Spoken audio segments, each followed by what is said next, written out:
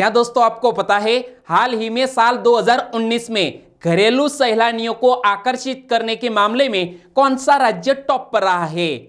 और टैक्स भुगतान के लिए चेहरे की पहचान करने वाला विश्व का पहला देश कौन बन गया है?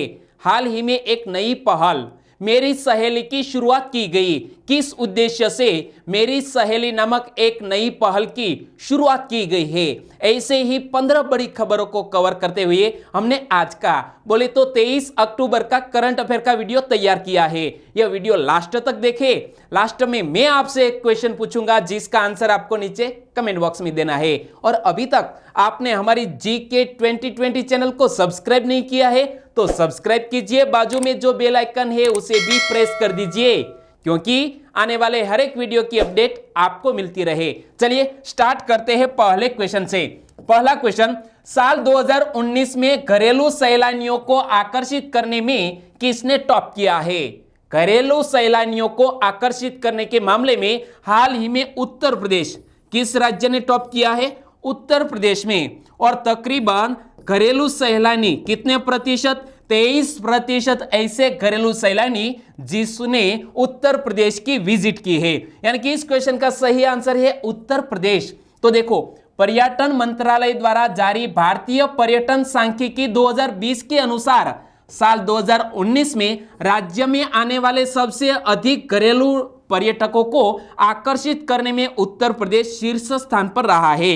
यानी कि ताजमहल आपको याद रखना है, ताजमहल देखने के लिए बहुत से पर्यटक वहां उत्तर प्रदेश गए थे, यानी कि उत्तर प्रदेश टॉप पर रहा है। लेकिन दूसरे और तीसरे स्थान पर कौन सा राज्य रहा है पर्यटकों को आकर्षित करने के मामले में? तो याद रखो, घरेलू पर्यटकों वर्ष 2019 में लगभग 53.6 करोड़ यात्रियों ने उत्तर प्रदेश का दौरा किया। और दूसरे स्थान पर तमिलनाडु रहा है, मैप में आप देख सकते हैं तमिलनाडु। और तीसरे स्थान पर रहा है आंध्र प्रदेश। कौन? तीसरे स्थान पर रहा है यह आंध्र प्रदेश।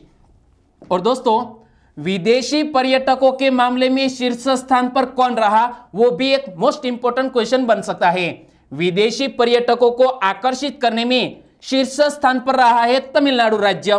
तकरीबन 68 लाख विदेशियों ने यह तमिलनाडु राज्य में पर्यटन स्थल देखने को आए थे। और दूसरे स्थान पर रहा है महाराष्ट्र। तकरीबन 55 लाख से अधिक विदेशी पर्यटकों ने महाराष्ट्र की विजिट की। और तीसरे स्थान पर कौन रहा है? उत्तर प्रदेश। लगभग 47 लाख से अधिक पर्यटकों ने इसकी मुलाकात की है। और दोस्तों, यहां हम बात करते हैं उत्तर प्रदेश की। तो यहां आप देखिए मैप में कि हमारा भारत का सबसे बड़ा, आबादी के लिहाज से सबसे बड़ा राज्य है उत्तर प्रदेश, जिसकी कैपिटल का नाम है लखनऊ। और लखनऊ को नवाबों का शहर भी कहा जाता है। उत्तर प्रदेश के वर्तमान मुख्यमंत्री कौन है? योगी आदित्यनाथ। और उत्तर प्रदेश की वर्तमान राज्यपाल है आनंदीबेन पटेल, जो गुजरात की पूर्व मुख्यमंत्री भी रह चुकी है। तो दोस्तों, इसी तरह हर क्वेश्चन से जुड़े इंपॉर्टेंट फैक्ट मैं आपके सामने रखता हूं। हमारा यह तरीका आपको अच्छा लगता है, लाइक करना मत भूलिएगा। दूसरा क्वेश्चन है आपकी स्क्रीन पर, टैक्स भुगतान के लिए चेहरे की पहचान करने वाला विश्व का पहला देश कौन बन गया? टैक्स भुगतान के लिए चेहरे की पहचान करने वाला विश्व का पहला देश बन गया है सिंगापुर। कौन? सिंगापुर। यानी कि इस क्वेश्चन का सही आंसर है सिंगापुर। क्या बात है, देखो, सिंगापुर नेशनल आइडेंटिफिकेशन डेटाबेस में फेशियल वेरिफिकेशन अटैच करने वाला दुनिया का पहला देश बन गया है। और इस फंक्शन को साइन पास फेस वेरिफिकेशन नाम दिया गया है। क्या? साइन पास फेस वेरिफिकेशन। और भविष्य में चेहरे की पहचान सिंगापुर में अन्य एप्लीकेशन में भी जोड़ी जा सकती है। यानी कि बहुत सी ऐसी ऑनलाइन जो सुविधाएं हैं, इसे पाने के लिए इस तरह की जो फेस स्कैन है, इस तरह की सुविधा जोड़ी जा सकती है। और हाल ही में टैक्स भुगतान में इस सेवा को अमलीकृत किया गया है। और बात करते हैं सिंगापुर की, तो यह शहर पिंग नदी के किनारे पर स्थित है। किस नदी के किनारे पर? पिंग नदी के किनारे पर। और सिंगापुर को सिंहों का शहर भी कहा जाता है। सिंगापुर के वर्तमान प्रधानमंत्री कौन है? ली सियन लुंग, जो इमेज में आप देख सकते हैं, ली सियन लुंग। और सिंगापुर की कैपिटल का नाम क्या है? Singapore city. और सिंगापुर की करेंसी है सिंगापुर डॉलर। क्या? सिंगापुर डॉलर, जो आप यहां इमेज में देख सकते हैं। तीसरा क्वेश्चन, निम्न में से किस उद्देश्य से मेरी सहेली नामक एक नई पहल की शुरुआत की गई है? मेरी सहेली नामक एक नई पहल की शुरुआत हाल ही में रेलवे में की गई है। कहां पर? ट्रेनों में यात्रा करने वाली महिला यात्रियों को सुरक्षा प्रदान करना, और इसी उद्देश्य से मेरी सहेली नामक पहल की शुरुआत की गई है। क्या? ट्रेनों में यात्रा करने वाली महिला यात्रियों को सुरक्षा प्रदान करना। और यहां आप इमेज में देखिए, कोई भी महिला यदि ट्रेन में अकेली ट्रैवलिंग करती है तो इसकी सुरक्षा यह रेलवे सुरक्षा गार्ड महिलाएं करेंगी। तो यह बहुत ही अच्छा कदम उठाया गया है। लेकिन किस तरह, किस ट्रेन में इस सुविधा को हाल ही में लागू किया गया, वो भी देख लीजिए। विशाखापत्तनम के रेलवे सुरक्षा बल ने महिला यात्रियों को सुरक्षा प्रदान करने के लिए आंध्र प्रदेश एक्सप्रेस रेल सेवा में मेरी सहेली नामक एक नई पहल शुरू की है। और आंध्र प्रदेश एक्सप्रेस बोले तो विशाखापत्तनम से लेकर नई दिल्ली तक यह रेलवे सेवा, और यहां पर मेरी सहेली नामक एक नई पहल की शुरुआत की गई है। और क्या फायदा होगा? तो देखो, रेलवे प्रोटेक्शन फोर्स की महिला सब इंस्पेक्टर और महिला कांस्टेबल की एक टीम महिला कोच सहित सभी कोचों में प्रवेश करेगी और महिला यात्रियों की पहचान करेगी जो ट्रेन में अकेले यात्रा कर रही है। और PRPF का संपर्क नंबर है 182। लेकिन आपसे मैं क्वेश्चन पूछना चाहूंगा कि अभयम हेल्पलाइन नंबर का कौन सा डायल नंबर है? आपको याद है तो नीचे कमेंट सेक्शन में लिखिए। चौथा क्वेश्चन, निम्न में से किस युद्धपोत को हाल ही में भारतीय नौसेना में शामिल किया जाएगा? भारतीय नौसेना में हाल ही में एक नया युद्धपोत शामिल किया जाएगा जिसका नाम है INS कवरत्ती। यानी कि इस क्वेश्चन का ए ऑप्शन सही है और इस श्रेणी का यह चौथा युद्धपोत है। इनसे पहले INS कमोर्ता, INS कदमत और INS किल्तान को शामिल किया गया है, और यह लास्ट यानी कि चौथा युद्धपोत था जिसको हाल ही में भारतीय नौसेना में शामिल किया गया। लेकिन और भी क्वेश्चन बन सकते हैं INS कवरत्ती को लेकर। तो INS कवरत्ती युद्धपोत को नौसेना में शामिल किसने किया? हमारे सेना प्रमुख जनरल मनोज मुकुंद नरवणे, और उन्होंने विशाखापत्तनम में INS कवरत्ती को शामिल किया है। और इसकी कुछ खासियत की बात करें तो रेडार से बच निकलने में सक्षम है INS कवरत्ती।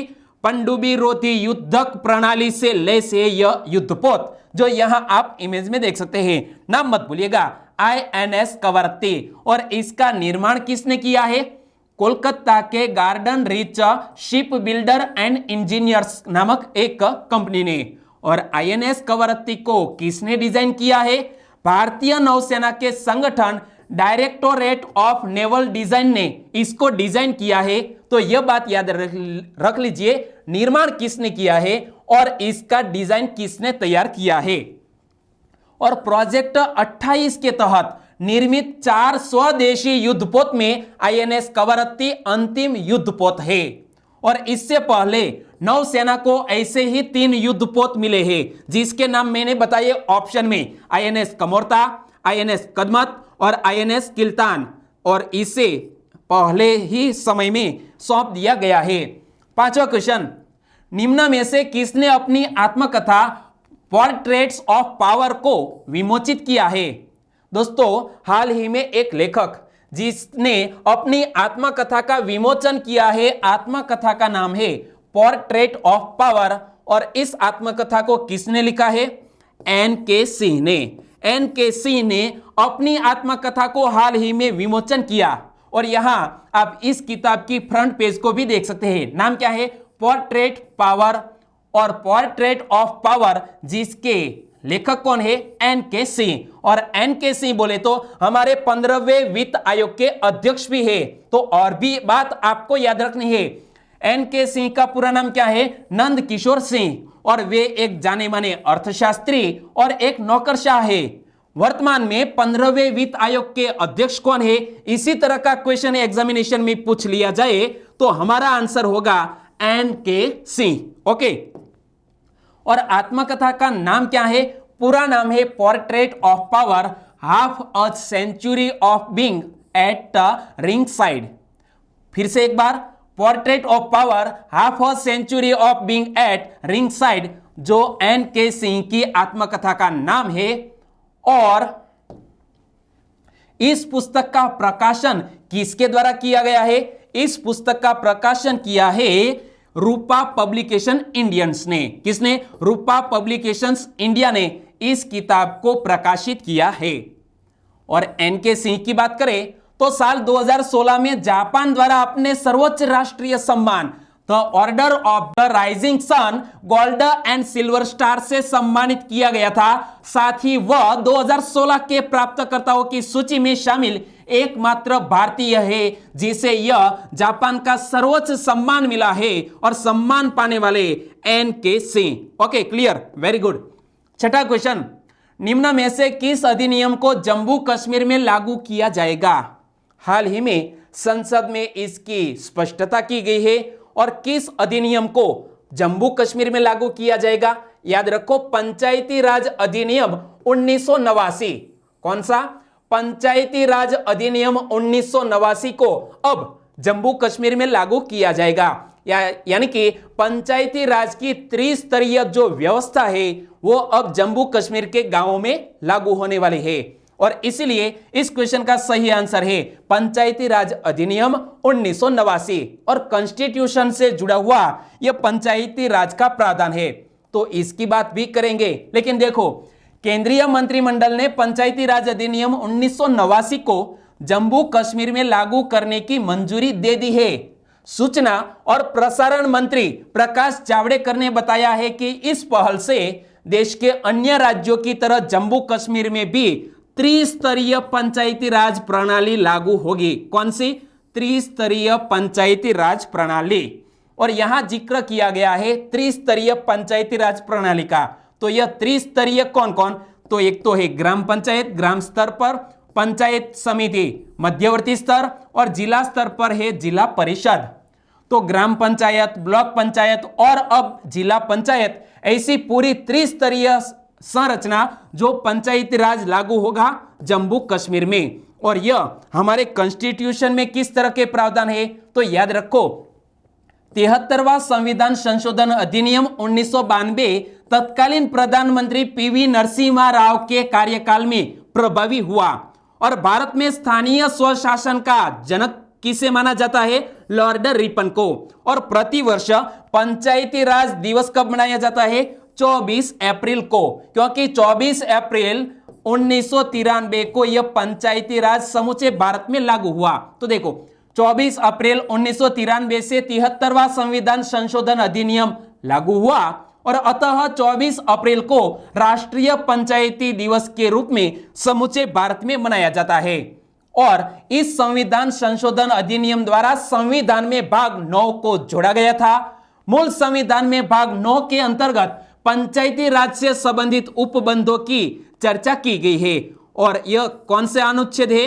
अनुच्छेद 243। और यहां पर पढ़िए, कौन सा संविधान का भाग है? भाग 9। और किस अनुच्छेद में यह पंचायती राज के बारे में व्यवस्थाएं की गई है? 243 से लेकर 243 ZG के अंतर्गत इसके बारे में प्रावधान किया गया है।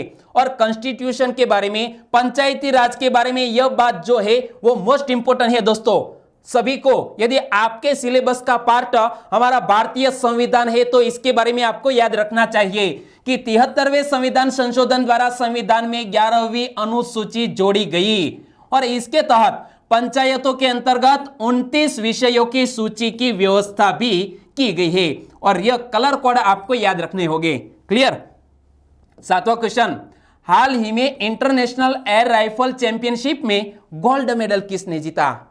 इंटरनेशनल एयर राइफल चैंपियनशिप में गोल्ड मेडल जीतकर हमारे भारत देश का गौरव बढ़ाया है एला वेनिल वलारिवन ने।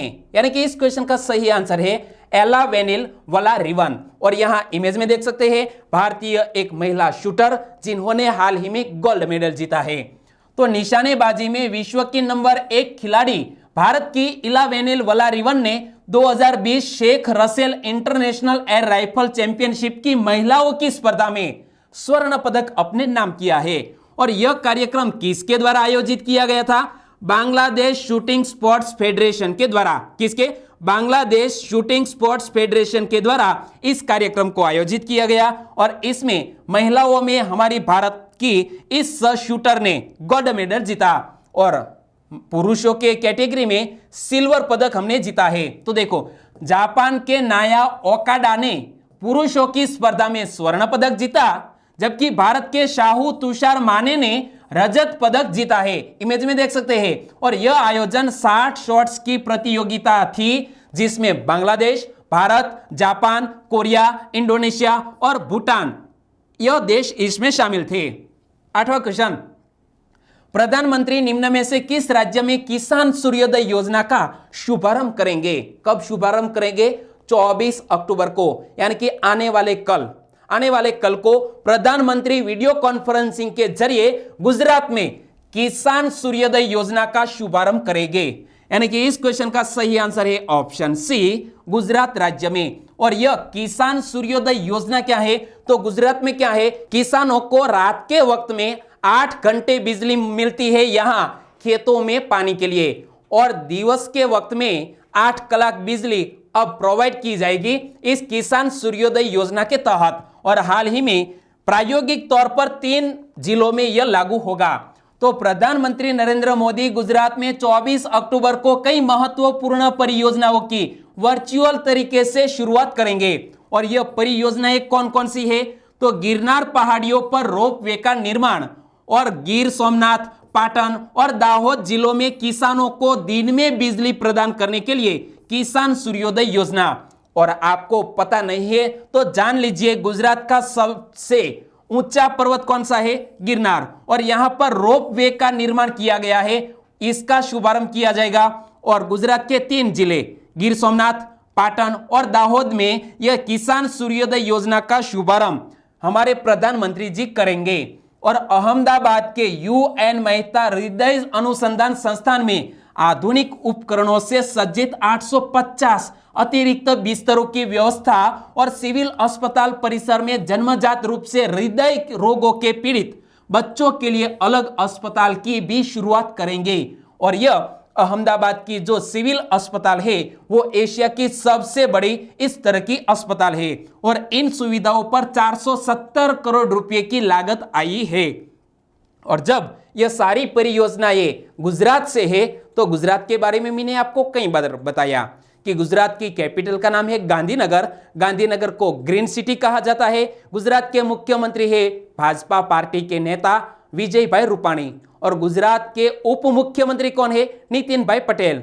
और गुजरात में विश्व की सबसे ऊंची प्रतिमा स्टैच्यू ऑफ यूनिटी कोविड-19 के बाद हाल ही में पर्यटकों के लिए खोल दिया गया है। लेकिन आपको यदि विजिट करनी है तो आपको ऑनलाइन टिकट बुक करनी होगी। ओके, चलिए आगे बढ़ते हैं। 9वां क्वेश्चन, दुर्गा पूजा निम्न में से किस राज्य का एक पवित्र त्योहार है? दुर्गा पूजा यूं तो बहुत से राज्यों में मनाया जाता है, लेकिन किस राज्य का प्रमुख त्योहार है? पश्चिम बंगाल का। यानी कि इस क्वेश्चन का सही आंसर है पश्चिम बंगाल। और पश्चिम बंगाल के अलावा दोस्तों बिहार और उत्तर प्रदेश में भी दुर्गा पूजा का त्योहार मनाया जाता है। यानी कि इस क्वेश्चन का सही आंसर पश्चिम बंगाल। तो बंगाली हिंदुओं के लिए दुर्गा पूजा सबसे बड़ा उत्सव है। दुर्गा पूजा के अलावा और कोई भी बड़ा उत्सव बंगाली हिंदुओं के लिए नहीं है। प्रधानमंत्री नरेंद्र मोदी ने गुरुवार को पश्चिम बंगाल में दुर्गा पूजा पंडाल का उद्घाटन किया, कल ही उद्घाटन किया। और दुर्गा पूजा पंडालों में इस तरह की दुर्गा की प्रतिमा महिषासुर का वध करते हुए बनाई जाती है। यहां देख सकते हैं, महिषासुर का वध करते हुए मां दुर्गा की इस तरह की प्रतिमाएं बनाई जाती है इस त्योहार के अवसर पर। और बंगाल का यह प्रसिद्ध त्योहार है। 10वां क्वेश्चन, देश के पहले high quality khadi fabric footwear का शुभारंभ किसने किया? वेरी गुड दोस्तों, खादी का इस तरह का जूता। क्या है बात? तो पहले high quality khadi fabric footwear का शुभारंभ किसने किया है? दोस्तों इसका शुभारंभ किया है नितिन गडकरी जी ने। यानी कि इस क्वेश्चन का सही आंसर है ऑप्शन बी नितिन गडकरी। नितिन गडकरी बोले तो हमारे सूक्ष्म, लघु और मध्यम उद्यम मंत्री भी है और साथ साथ सड़क परिवहन और राजमार्ग मंत्री भी है नितिन गडकरी। और high quality khadi fabric footwear किसने डिजाइन किया है? इस तरह का फुटवेयर डिजाइन किया है खादी और ग्राम उद्योग आयोग ने। किसने? खादी और ग्राम उद्योग आयोग ने। और ये फुटवेयर रेशम, कपास और ऊन जैसे खादी फैब्रिक से बनाए गए हैं। निर्मित नितिन गडकरी जी ने एक ई पोर्टल जिसका नाम है www.khadiindia.gov.in के जरिए खादी फुटवेयर की ऑनलाइन बिक्री भी शुरू की है। यानी कि यदि आप इसे खरीदना चाहते हैं तो ऑनलाइन खरीद सकते हैं। 11वां क्वेश्चन, हाल ही में पुलिस स्मृति दिवस कब मनाया गया? पुलिस स्मृति दिवस प्रति वर्ष मनाया जाता है 21 अक्टूबर को। यानी कि इस क्वेश्चन का सही आंसर है 21 अक्टूबर। और पुलिस स्मृति दिवस क्यों मनाया जाता है? पुलिस कर्मियों की निष्ठा और राष्ट्र के प्रति उनके बलिदान को सम्मानित करने के लिए यह प्रति वर्ष 21 अक्टूबर को पुलिस स्मृति दिवस मनाया जाता है। कब? 21 अक्टूबर को।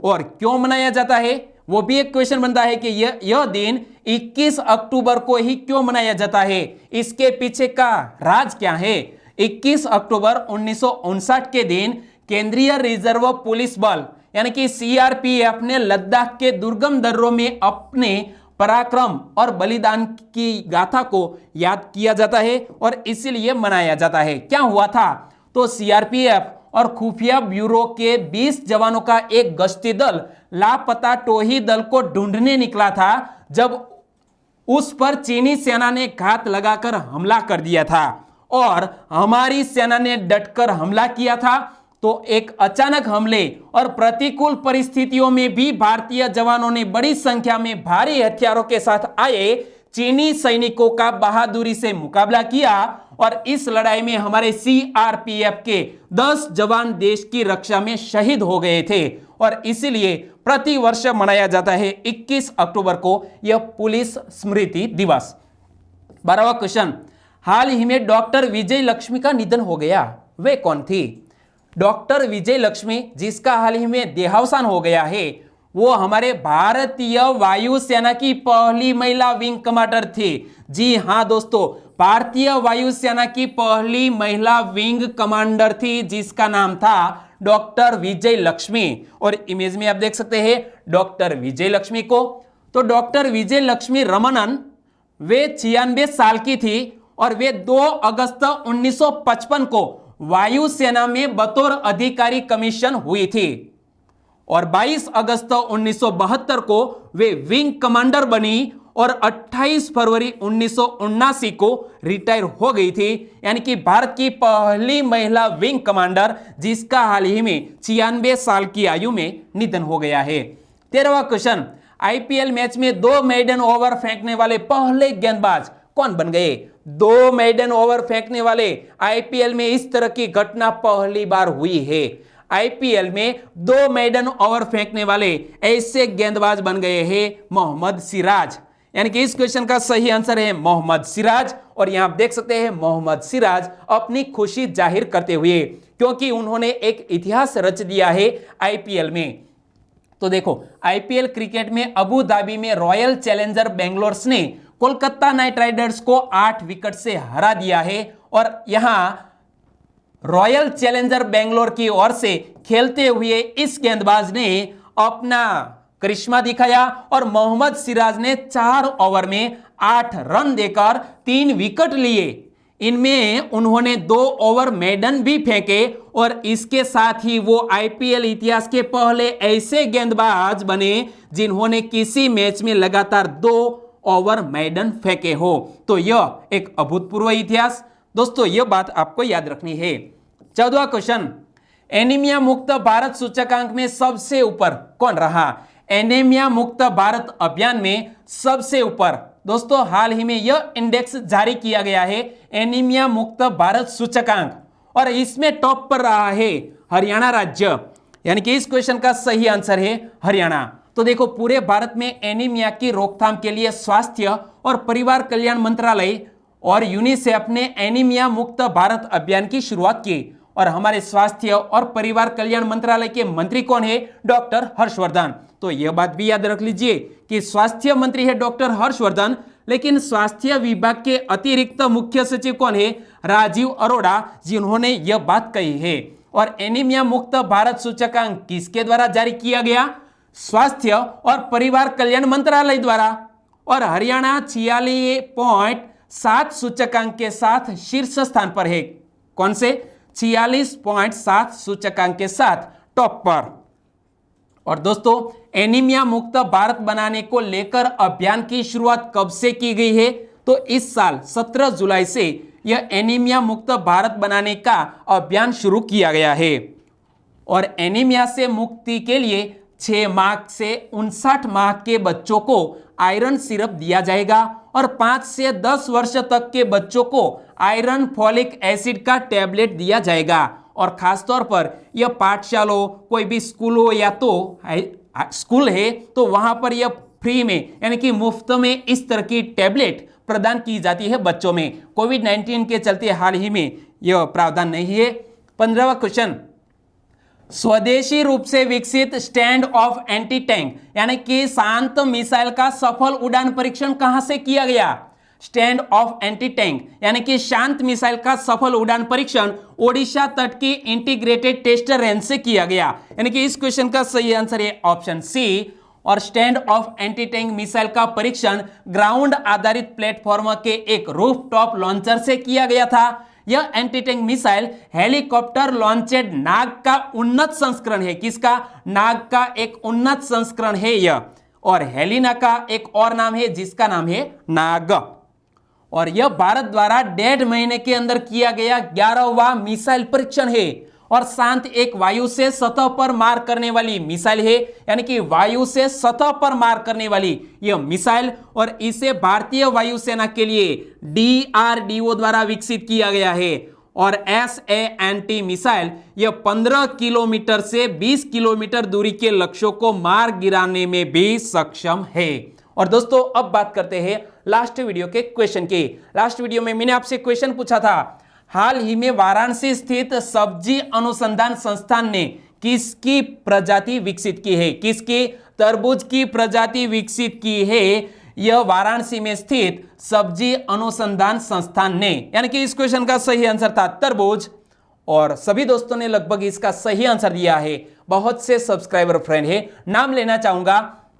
ओगानिया उत्तम, करण सथवारा, प्रज्वल कामले फ्रॉम महाराष्ट्र वर्धा से, प्रफुल्ल ठाकरे, उन्होंने भी इस क्वेश्चन का सही आंसर दिया। और पहली बार जुड़ने के लिए आपका भी हमारे चैनल में स्वागत है प्रफुल्ल जी। गोहिल उर्मिलाबा फ्रॉम भावनगर से, चुनीलाल कलारा, कमलेश डोडिया, उन्होंने भी इस क्वेश्चन का सही आंसर दिया है।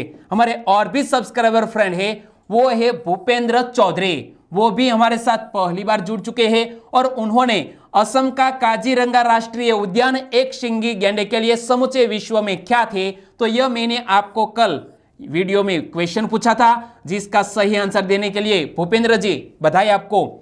और दिव्यांगना पानी फ्रॉम ओडिशा से पहली बार हमारे साथ जुड़ने के लिए आपका भी हमारे चैनल में स्वागत। SM राठौड़ ने असम के बारे में डिटेल में बताया।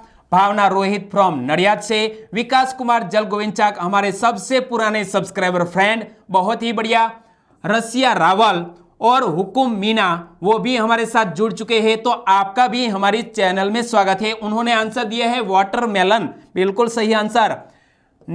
नितेश बामभनिया, मेघ जी मातिया, और उन्होंने इस क्वेश्चन का सही आंसर दिया। जिनल पटेल, सदीक दीवान और अंकुश गंजारे। ओके, आप सभी को सही आंसर देने के लिए बहुत बहुत धन्यवाद। इसी तरह एक बार आप आंसर लिख देंगे, फिर आप उसे कभी नहीं भूलेंगे। और आज के वीडियो का क्वेश्चन ये रहा स्क्रीन पर, मालाबार नौसेना अभ्यास में कौन सा देश शामिल नहीं होगा? यहां दोस्तों हमें पूछा गया है, मालाबार नौसेना अभ्यास में कौन सा देश शामिल नहीं होगा? 4 ऑप्शन आपकी स्क्रीन पर है और इनमें से कौन सा देश मालाबार नौसेना अभ्यास में शामिल नहीं होगा और कौन सा देश इस अभ्यास में पहली बार शामिल हो रहा है, वो भी आपको पता है, तो नीचे कमेंट सेक्शन में लिखना मत भूलिएगा। और वीडियो वाकई में अच्छा लगता है, हेल्पफुल लगता है, कंटेंट आपको क्वालिटी बेटर बेस्ट लगती है तो दोस्तों लाइक कीजिए और आपके दोस्तों को फेसबुक, व्हाट्सएप या टेलीग्राम के जरिए इस वीडियो की लिंक शेयर करना मत भूलिएगा। बस छोटी सी उम्मीद के साथ आज का वीडियो यहीं खत्म करते हैं, फिर मिलेंगे नए करंट अफेयर वीडियो के साथ। तब तक के लिए टेक केयर एंड जय हिंद।